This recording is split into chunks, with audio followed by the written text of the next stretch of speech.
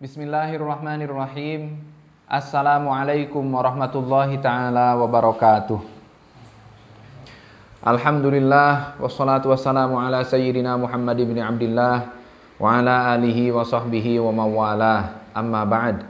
Anak-anakku sekalian, alhamdulillah di hari ini kita bisa melanjutkan pengajian kita Kitab Wasiyatul Mustafa yang isinya wasiat dari kanjeng Nabi Muhammad SAW untuk Sayyidina Ali karramallahu wajhah. Salawat serta salam semoga selalu tercurah kepada baginda besar, Nabi kita semua, Nabi yang kita cintai, Nabi yang paling dicintai Allah Ta'ala, yaitu Nabi kita Muhammad SAW. Juga untuk seluruh keluarganya, terutama para sahabat, dan untuk semua umatnya, termasuk kita semua yang mudah-mudahan selalu mendapatkan rahmat dari Allah Subhanahu Wa Ta'ala.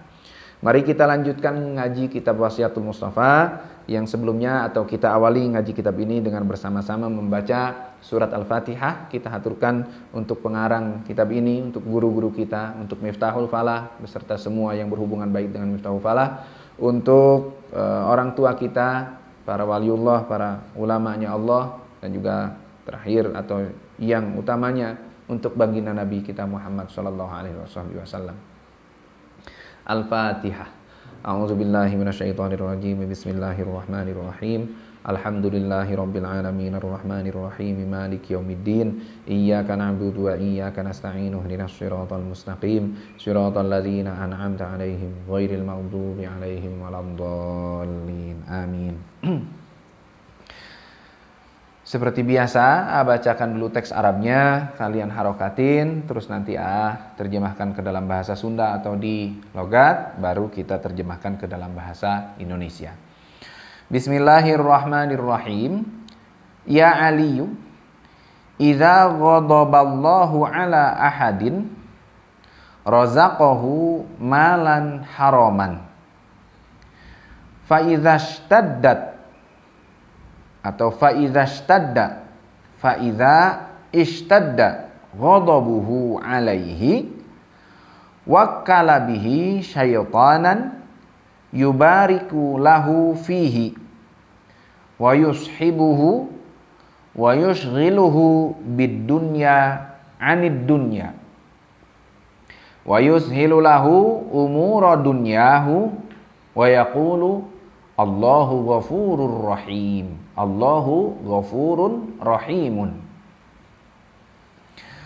Ya Aliyu, hai Ali, idza ghadaba, di mana-mana bendu marah, saha Allahu Gusti Allah. Bendu kasaha ala ahadin kahiji jalma, razaqo maka pasti ngarizkian saha Allah, hu ka ahad, malan kana harta, haraman anu haram. Fa idza ishtadda, maka di mana-mana banget naon ghadabuhu bendukna Allah kasaha alaihi ka ahad, wakala maka ngawakilkeun Gusti Allah bihi kalawan ahad syaitanan ka setan. Yubariku anu ngaberkahan naon setan lahu pikeun ahad. Dina naon cenah? Fihi dina harta, dina malan. Wa yushibu sareng ngabaturan naon setan hu ka ahad. Wa yushghilu sareng nungkulkeun naon setan, nungkulkeun atau nyibukkeun, mensibukkan naon setan hu ka ahad bid dunya kalawan dunya, disibukkeun tina naon cenah dunya teh, anid dunya tina dunya deui. Wa yushilu sareng ngagampangkeun naon setan lahu pikeun ahad umura dunyahu kana urusan dunyana ahad. Wa yaqulu sareng ngucap naon setan Allahu ari Gusti Allah ghafurun eta anu maha ngahampura atau anu seueur ngahampura, rahimun anu seueur mika nyaah atau maha nyaahan. Pesan Nabi Shallallahu Alaihi Wasallam, ya Ali, hai Ali, idza ghadaballahu ala ahadin razaqahu malan haraman. Hai Ali, kalau Allah itu benci kepada seseorang, Allah murka kepada seseorang, maka Allah akan ngasih rizki ke orang itu, rizki harta yang haram. Ya tetap dikasih rizki, tetap mendapatkan rahmatnya Allah. Tapi apa? Tapi sama Allah dikasih dia harta yang haram.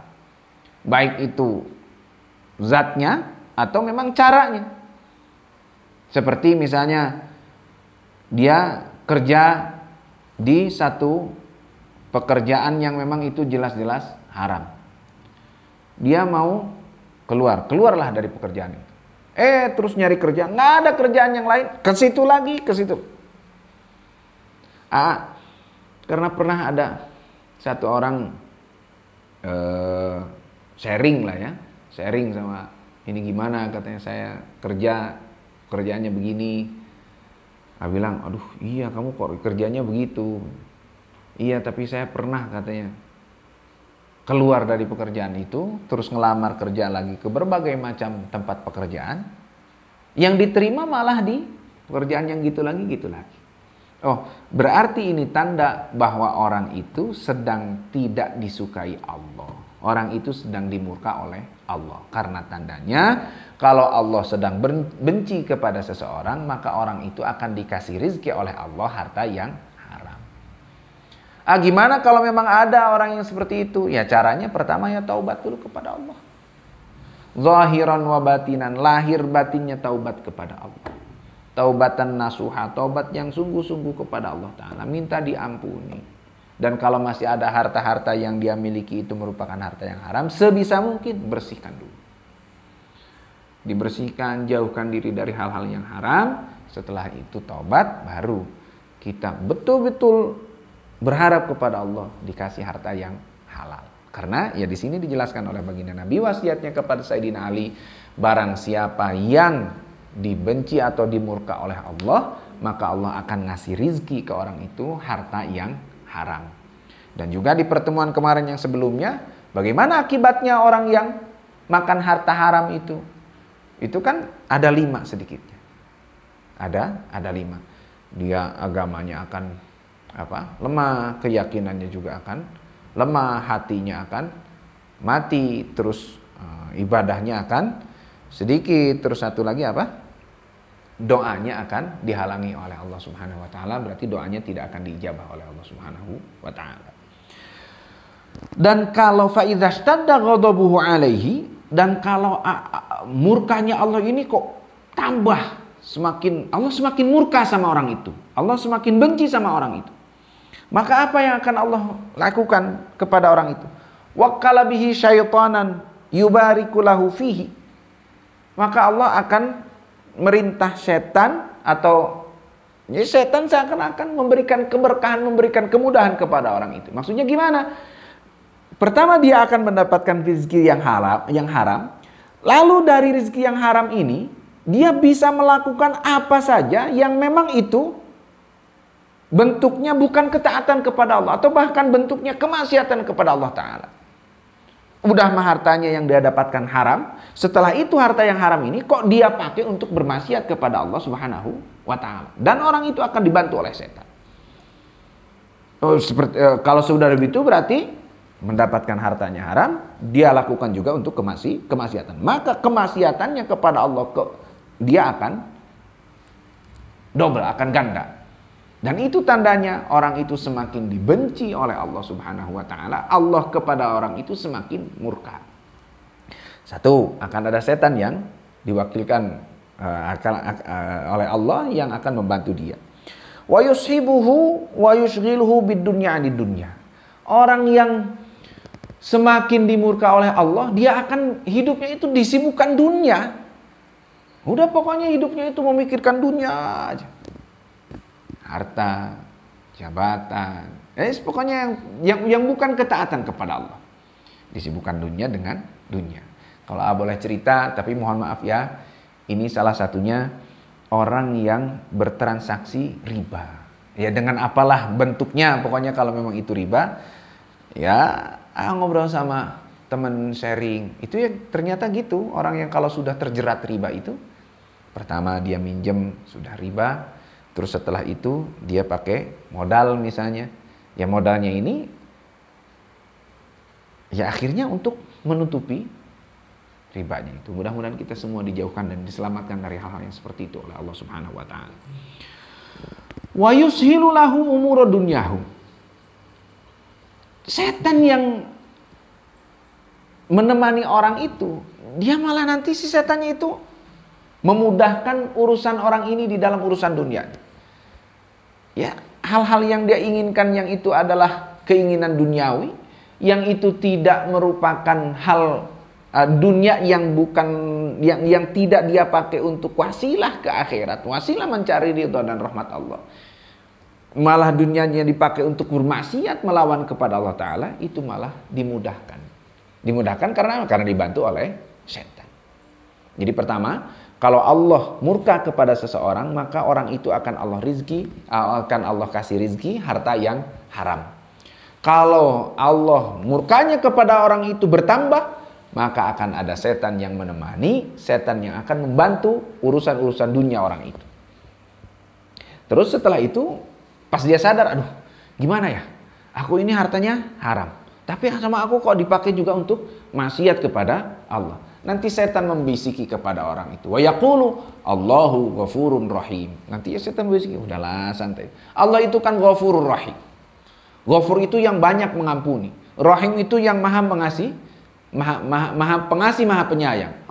Allah pasti akan mengampuni kamu. Allah itu pasti akan ngasih sayang sama kamu. Udah, kamu sekarang masih hidup, kamu masih muda, kamu masih kuat, hidupmu masih panjang. Udahlah begini dulu. Nanti di akhir hayatmu kamu tobat yang sungguh-sungguh nanti akan diterima oleh Allah karena Allah Maha Pengampun dan Maha Penyayang. Itu akan dibisiki oleh setan. Geningan untuk kuping, nggak kedengeran tuh ada setan yang membisiki misalnya. Ya enggak lah, setan nggak bakal. Tapi gimana? Di saat dia melakukan hal yang seperti itu, dia terus maksiat kepada Allah, maksiat lagi.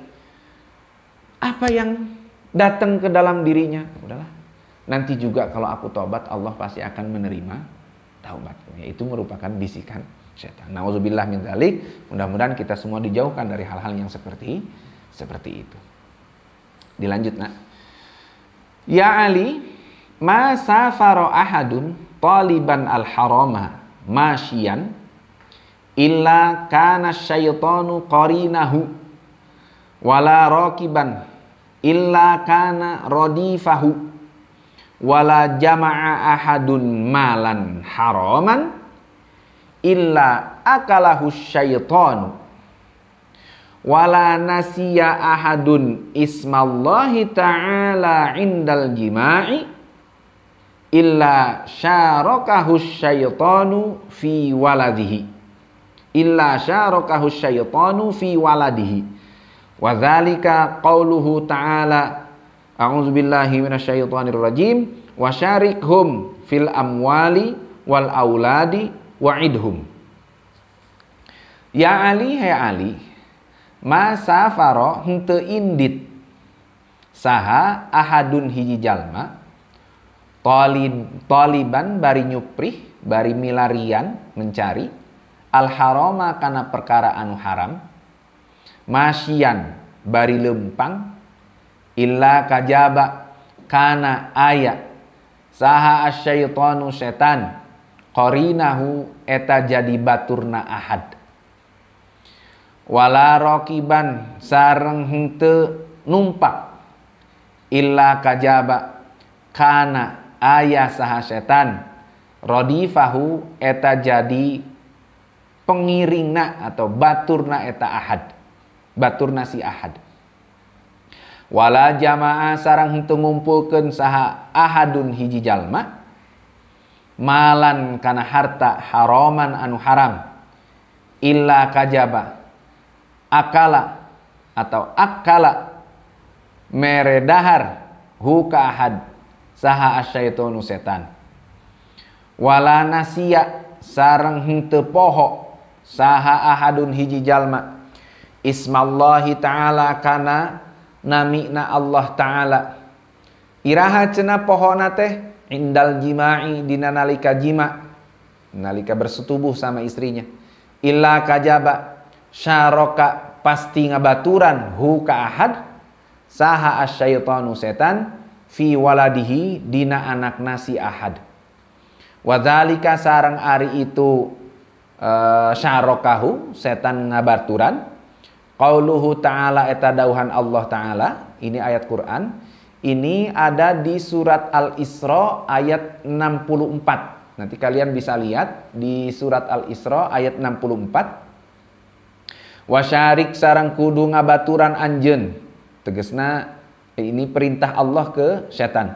Wasyarik sarang kudu ngabaturan anjeun hum ka jalma-jalma, nyaeta jalma-jalma orang-orang yang menjima atau berhubungan suami istri tapi lupa tidak mengawali dengan menyebut nama Allah. Henteu bismillah heula mun cek urang. Wasyarik sareng kudu ngabaturan anjeun hum ka jalma-jalma anu poho fil amwali dina pirang-pirang harta wal auladi sareng pirang-pirang anak wa'id sareng kudu ngajanjikeun anjeun hum ka jalma-jalma. Bismillahirrahmanirrahim. Ya Ali, hai Ali, ma safara ahadun taliban al-harama masyian illa kana syaitanu qarinahu. Ali, tidak ada satu orang pun yang pergi, tidak ada satu orang pun yang melakukan perjalanan untuk melakukan atau mencari sesuatu yang haram. Orang pergi dari rumahnya atau orang kerja, orang mencari nafkah, tapi ternyata dia kerjanya untuk melakukan hal yang haram. Dia mencari nafkah, tapi ternyata nafkahnya itu memang sudah dia niatkan untuk mencari yang haram. Maka orang itu akan ditemani setan. Illa kana syaitanu qarinahu. Wala raqiban illa kana radifahu. Dan kalau orang itu ternyata mencari sesuatu yang haramnya itu dia menggunakan kendaraan, maka setan pun akan mengiringi orang itu. Pokoknya orang yang pergi dari rumahnya, pergi untuk mencari sesuatu yang haram, yang sudah diniatkan, tujuannya memang untuk mencari hal yang haram, maka setan akan nemeninnya, setan akan mendampinginya. Didampingi terus sama setan, dijaga pokoknya. Wow, tambahan bukan hanya malaikat tapi setan juga. Nauzubillah tapi ya. Ini pesan kanjeng Nabi, orang yang mencari sesuatu yang haram itu akan ditemani oleh setan. Wala jama'ahadun malan haraman illa akalahu syaitan. Dan kalau ada orang yang mengumpulkan harta yang haram, dia mengumpulkan harta nabung, dia usaha, punya satu usaha modal. Ini nabungnya yang ia tabung harta haram. Dia usaha modalnya modal dari harta yang haram. Atau memang dia usahanya di bidang sesuatu yang haram. Maka apa? Illa akalahu syaiton. Maka orang itu akan dikasih makan dari yang haram itu oleh setan. Wala nasiya ahadun ismallahi ta'ala indal jima illa syarakahu syaiton. Dan kalau ada suami istri yang melakukan hubungan suami istri, tapi dia lupa tidak ingat kepada Allah. Dia lupa tidak mengawalinya dengan bismillah. Maka setan akan nemenin dia. Makanya punten ada istilah, mohon maaf tapi nak ya, ini agak vulgar. Ada istilah, suaminya kalau berhubungan sama istrinya seperti orang yang kesetanan. Atau mohon maaf, nauzubillah, istrinya kok nggak puas dengan suaminya. Nah, itu karena apa? Mungkin salah satunya karena dia lupa di saat mau hubungan suami istri tidak ingat kepada Allah. Maka orang itu ditemani setan. Dan di sini dijelaskan bukan hanya di saat itu saja, tapi nanti setan akan mempengaruhi ke anak yang hasil dari hubungan suami istri itu. Walaupun suami istri yang sah, tapi pas berhubungan suami istri lupa, henteu bismillah heula. Kan ada doanya, nah. Allahumma jannibna syaitana wa jannibis syaitana ma razaqtana. Ya Allah, jauhkan kami dari setan dan jauhkan setan dari apa yang Engkau rizkikan kepada kami.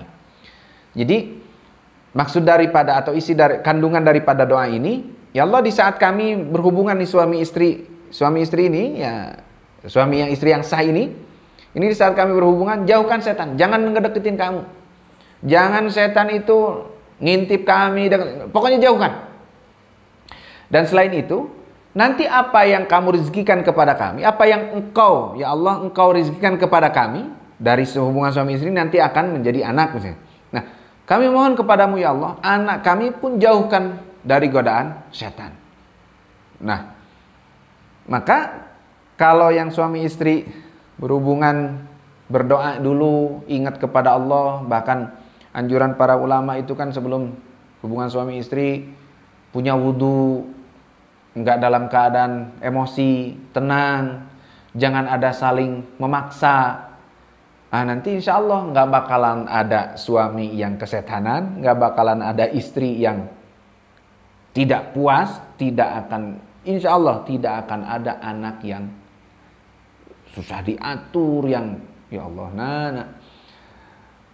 itu ya betul-betul merasakan. Ya sekarang kalau misalnya santri Miftahul Falah itu, taruhlah misalnya yang di pondok, yang mondok aja 80. Ya 80 santri, 80 karakter, 80 sifat. Ya beda-beda gitu, nggak ada yang sama pasti. Jangankan yang bukan saudara, jangankan yang kembar aja. Kan ada ya teman kalian yang kembar di sini ya. Yang kembar aja itu adik sama kakaknya, padahal kembar ya beda gitu. Itu beda. Nah, hal ini bahwa setan nanti akan nemenin, ngeganggu dan terus menggiring kepada hal yang jelek bagi orang yang tidak ingat kepada Allah itu, yaitu sesuai dengan apa yang disabdakan, apa yang difirmankan Allah di dalam surat Al-Isra ayat 64. A'udzubillahi minasyaitonirrajim wasyarikhum fil amwali wal auladi wa'idhum. Maka setan itu diperintah oleh Allah untuk mempengaruhi, untuk terus menggiring orang itu supaya jauh dari Allah dalam harta juga anak-anaknya. Lanjutkan sedikit lagi nak ya. Bismillahirrahmanirrahim. Ya Ali, la yaqbalullahu ta'ala salatan bila wudu'in wala sadaqatan minal harami. Ya Ali, yuhai Ali, la yaqbalu henteu nampi saha Allahu Gusti Allah Ta'ala salatan kana salat bila wudu'in kalawan tanpa wudu, wala sadaqatan sareng moal narima sedekah minal harami tina harta anu haram. Dua di sini isinya. Satu, Allah tidak akan menerima salat yang salat tanpa wudu. Maksudnya salat tanpa wudu bukan berarti setiap mau salat kita wajib wudu, syarat bukan. Maksudnya ya kalau kita punya hadas kecil ya disucikan dulu dengan cara berwudu. Berarti orang yang sholat, kan syarat sahnya sholat itu salah satunya adalah suci dari hadas, baik itu hadas kecil ataupun hadas besar. Dan cara mensucikan diri dari hadas kecil itu caranya dengan berwudu. Yang kedua, Allah tidak akan menerima orang yang bersedekah dari harta yang haram. Harta baik itu harta zatnya haram ataupun caranya misalnya orang sedekah, saya punya, mohon maaf, punya anjing nih, misalnya. Sok tah santri ngalalewet, tak pencit anjingnya ya gak bakalan diterima. Nauzubillah ya. Dan yang kedua, ya dengan caranya. Misalnya orang yang usaha dengan cara yang haram, misalnya nyolong, terus nanti disedekahkan, yaitu tidak akan diterima. Karena apa? Karena innallaha thayyibun la yaqbalu illa thayyiban. Allah itu baik, Allah itu bagus, tidak akan menerima kecuali yang baik dan yang bagus-bagus saja. Jadi ini hal-hal yang haram ini kalau sudah orang tersentuh sesuatu yang haram, ya akan menjerat terus. Makanya selain kita berusaha secara zahir, sekuat tenaga kita, semampu setahu kita, jauhkan diri kita dari hal-hal yang haram, kita juga berdoa kepada Allah mudah-mudahan kita dijauhkan dari hal-hal yang haram. Makanya salah satu doanya itu Allahumma aghnini bihalalika an haramika. Ya Allah, cukupkan aku dengan rizki yang halal darimu supaya kami bisa menjauhkan dan udah ngerasa cukup dengan yang halal supaya tidak ngambil yang haram. Untuk hari ini dicukupkan sekian, mudah-mudahan bermanfaat. Terima kasih atas kebersamaannya. Mohon maaf atas segala kekurangan dan kesalahan. Allahumma anfa'na bima 'allamtana wa 'allimna ma yanfa'una wa zidna ilman nafi'an wahdina wahdi bina waj'alna sababan liman ihtada bi rahmatika ya arhamar rahimin. Al-Fatihah. A'udzu billahi minasyaitonir rajim. Bismillahirrahmanirrahim. Alhamdulillahirabbil alamin arrahmanir rahim maliki yaumiddin. Iyyaka na'budu wa iyyaka nasta'in. Ihdinas siratal mustaqim. Siratal ladzina an'amta 'alaihim ghairil maghdubi 'alaihim waladdallin. Amin. Wallahul muwaffiq ila aqwamit thoriq. Wassalamualaikum warahmatullahi wabarakatuh.